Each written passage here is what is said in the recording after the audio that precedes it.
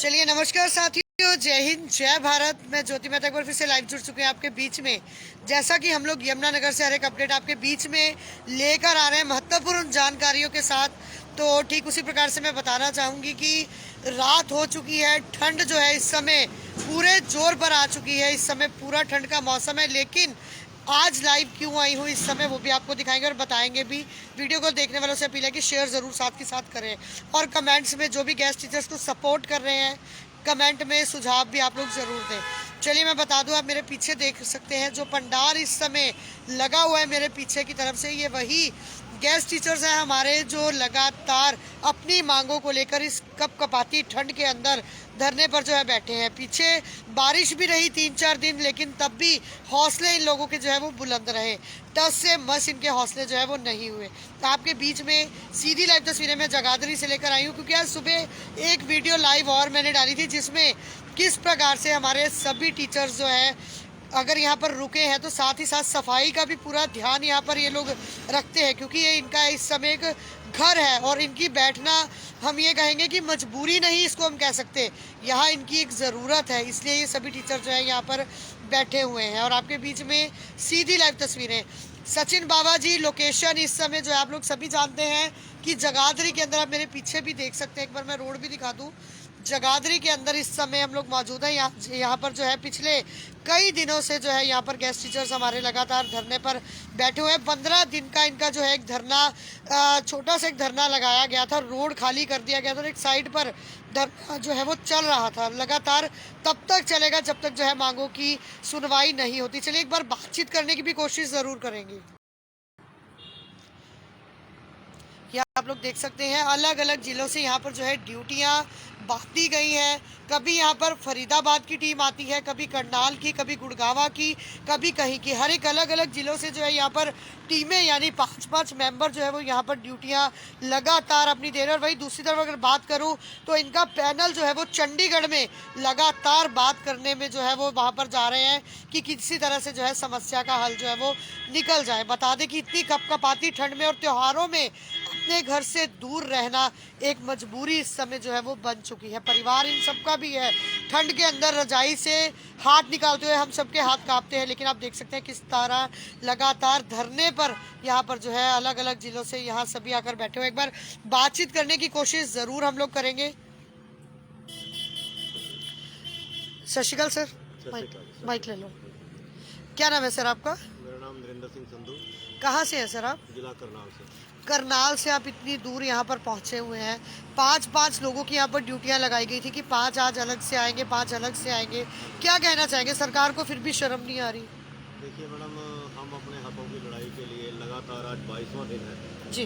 आज 22वें दिन हम लगातार अपने हकों के लिए यहाँ पर जगाधरी शिक्षा मंत्री के आवास के नज़दीक अपना धरना लगाए हुए हैं। इससे पहले हमने काफ़ी दिन यहाँ रोड जाम रखा, जिससे जनता को भी थोड़ी परेशानी हुई, पर हम उसके लिए हम ये नहीं कहेंगे कि हम जानबूझकर कर रहे हैं, क्योंकि शिक्षा मंत्री ने हमसे वादा किया जी। और उससे पहले मुख्यमंत्री जी ने भी 30 सितंबर का समय रखा था, 30 अक्टूबर का, कि उससे पहले हम आपकी जो है जो टेबल जो सारी मांगे हैं उसका पत्र जारी कर देंगे जी। लेकिन दुर्भाग्य से जो हमारे जो अधिकारी हैं वो बार बार हमारे शिक्षा मंत्री को, मुख्यमंत्री को, जो वहाँ बैठे हों, किसी न किसी तरह उनको हर बार भ्रमित कर देते हैं जी। और जिस देरी की वजह से जो है ये सारा हमारा सिस्टम डगमगा जाता है जी।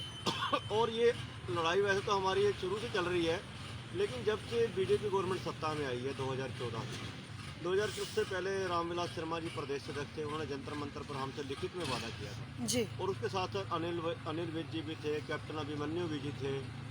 वो भी हमारे धरनों पर आकर बैठते थे और कहते थे कि जब हमारी सरकार आएगी हम आपको पहले ही आते तुरंत नियमित करेंगे जी। लेकिन अब सरकार दूसरी बार आई, पहले 5 साल किए, उसके बाद अब आज भी 2.5 साल होने को है जी। तो सरकार जो है हमें जो हमारा एक हक है कि हमें तुरंत प्रभाव से नियमित किया जाना चाहिए था, क्योंकि नियमित हम इसलिए कहते हैं कि हम योग्यता पूरी करते हैं, कोई हमारे में अंदर कमी नहीं है जी। जिस चीज़ का ये आड़ ले रहे हैं। जो हमारे कुछ साथी शुरू में जब भर्तियां हुई थी तो ये सरकार ने एक पॉलिसी बनाई थी, हमारी एक 22,000 की संख्या के रूप में हमारी भर्ती हुई थी जी। उस समय स्कूलों का हाल बुरा था, स्कूल खाली थे जी। तो एक सरकार ने एक कमेटी बनाई थी जिला स्तर पर, ग्राम स्तर पर, स्कूल स्तर पर, प्रिंसिपल हेडमास्टरों के द्वारा 5-5 मेंबर की, जिसके तहत हमारी मेरिट बन के हम स्कूलों में आए थे जी। बाकायदा एडवर्टाइजमेंट हुई थी पेपर में जी एक रिजर्वेशन पॉलिसी का जो उसमें एजेंडा नहीं रखा गया था, वो तो गवर्नमेंट बाद में भी कर सकती है, कोई उसमें इसकी दिक्कत नहीं आती।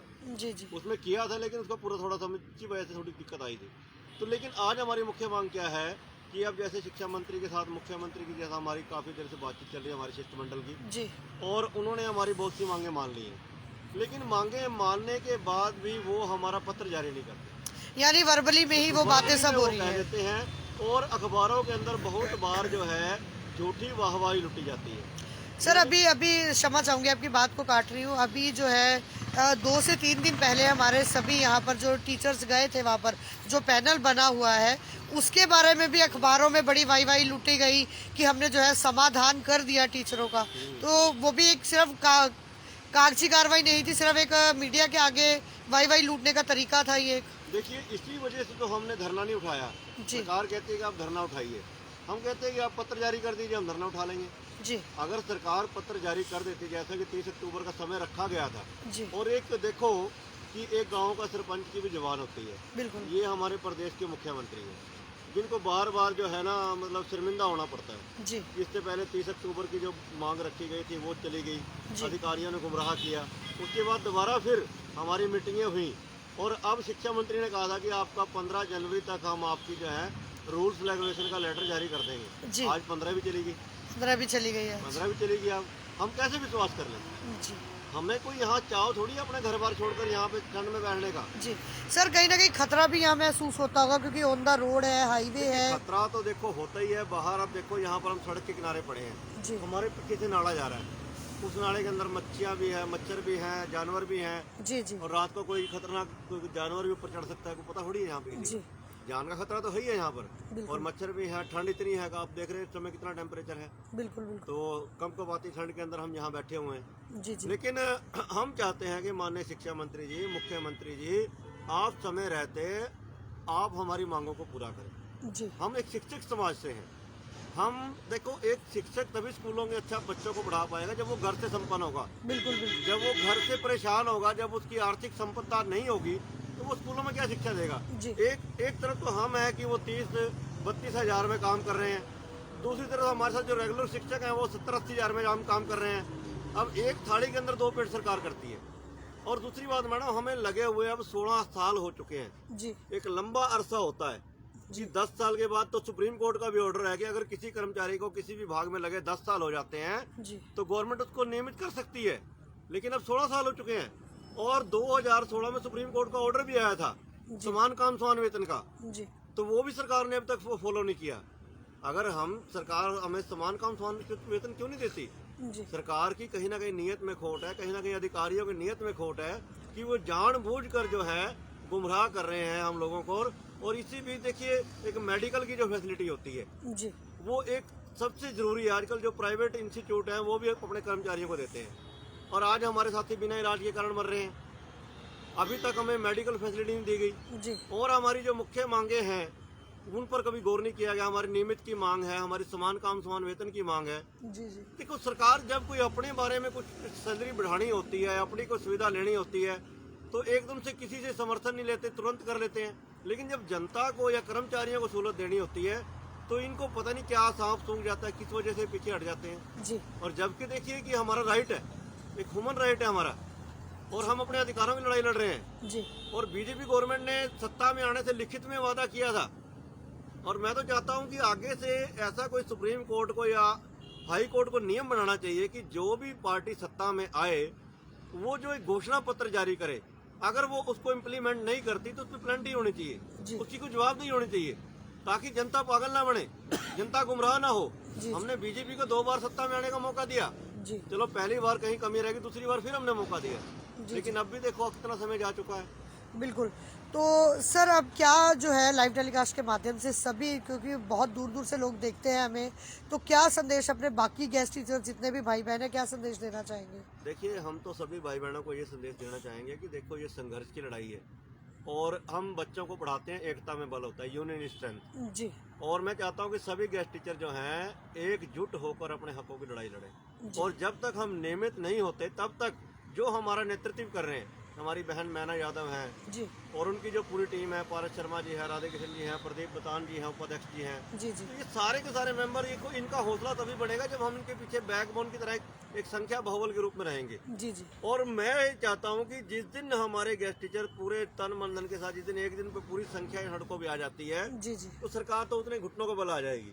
बिल्कुल तो आज भी हम संख्या कम नहीं है हमारी, लेकिन अब देखिए उम्र का पड़ाव होता है। मैं आपको एक बताऊं सच्चाई क्या है कि हमारे जो लगभग 30% गेस्ट टीचर मैडम 50 साल से ऊपर जा चुके हैं जी और 40% के जो गेस्ट टीचर हैं वो 40 और 50 के बीच में हैं और 10% जो गेस्ट टीचर हैं वो 40 साल से नीचे की उम्र में हैं।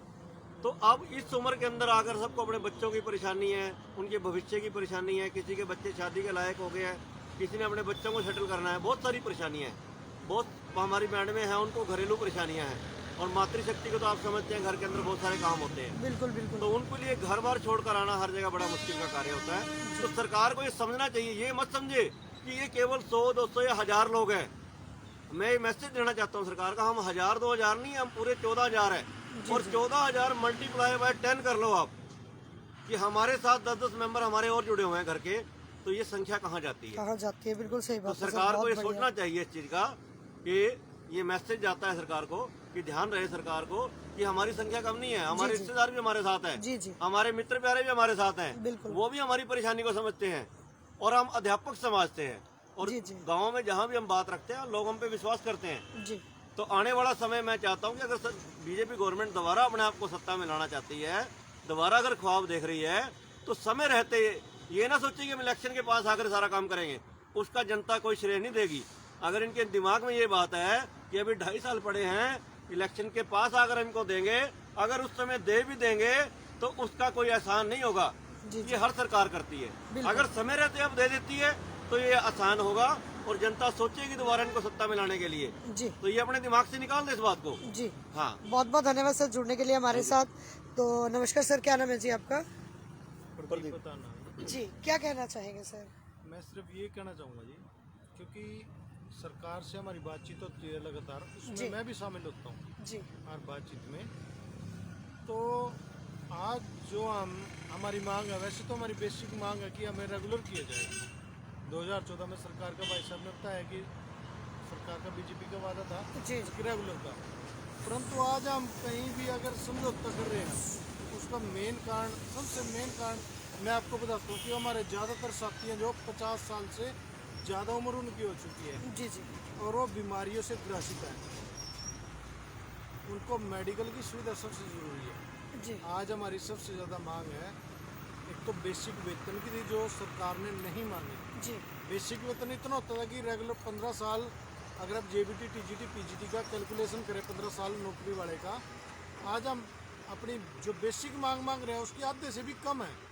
चलो वो सरकार ने नहीं मानी, पर हम कहीं झुके हैं तो हम उन बीमार साथियों के लिए झुके हैं जी जी जो हमारे साथी 50 साल प्लस है, जिनके फैमिली में बीमारियां हैं और वो अपनी थोड़ी सी नौकरी सारी बीमारियों पे खर्च कर रहे हैं। पर देखो आज हम जो बैठे हैं, हम ये नहीं है कि हमें सरकार पे विश्वास नहीं है, माननीय शिक्षा मंत्री पे विश्वास नहीं है या मुख्यमंत्री पे विश्वास नहीं है। हम सिर्फ यहाँ तपस्या कर रहे हैं कि आप जल्दी पत्र जारी करिए ताकि वो साथी भी अपना इलाज करा सकें या अन्य फैसिलिटी ले सकें। वैसे तो सरकार का दायित्व था कि हमें कम से कम समान काम समान वेतन देती, बेसिक प्लस डीए देती कि हम रेगुलर टीचर के आधे वेतन में आते, जी पर सरकार ने चलो नहीं माना। जी जी ठीक है जी, तो फिलहाल के लिए हमारी है कि सरकार हमें जल्दी से पत्र जारी करे और हम अपना ये तप है जो सरकार का इसीलिए कर रहे हैं कि हमारे पत्र जारी हो। जी बहुत बहुत धन्यवाद सर हमारे साथ जुड़ने के लिए। तो चलिए एक बार फिर से सभी दर्शकों को बता दूं कि इस समय मैं जगाधरी के अंदर मौजूद हूं, जहां सभी गेस्ट टीचर जैसा कि ड्यूटियां लगाई गई हैं, अलग अलग जिले से जो है 5-5 टीचर यहां पर पहुंच रहे हैं। एक बार फिर से मैं बताना चाहूँगी कि माता पिता के बाद दूसरा दर्जा माता पिता का टीचरों को दिया गया है।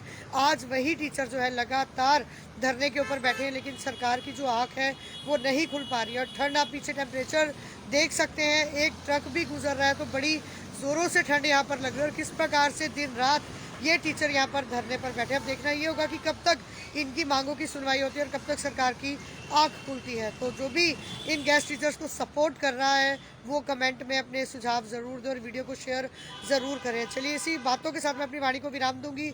जय हिंद, जय भारत, शुभ रात्रि।